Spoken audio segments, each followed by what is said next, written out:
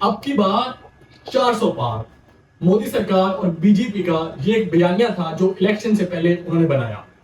آج انڈیا کے انتخابات جو کہ 7 فیزز پر مشتمل تھے ان کا جب نتائج آئے تو نتائج میں جو National Democratic Alliance B J P اور مودی سرکار کا تھا, اگرچہ انہوں نے برتری حاصل کر لی ہے اور وہ اس پوزیشن میں ہے کہ وہ حکومت بنا سکتے ہیں, لیکن انڈین الائنسز کانگریس کے ساتھ اور آل انڈین الائنسز نے ان انتخابات میں مودی سرکار کو پچھاڑ کے رکھ دیا ہے. اتر پردیش اور نیو دہلی میں مودی سرکار کو انہوں نے گھٹنے ٹیکنے پر مجبور کر دیا, اور یہ انتخابات ایک ہندوستان کی تاریخ کے سب سے اپسیٹ شدہ انتخابات ہم کہہ سکتے ہیں, جہاں پر بی جے پی حکومت اور مودی سرکار کو پورا یقین تھا کہ وہ 400 کا آنکڑا پار کریں گے, لیکن ان انتخابات میں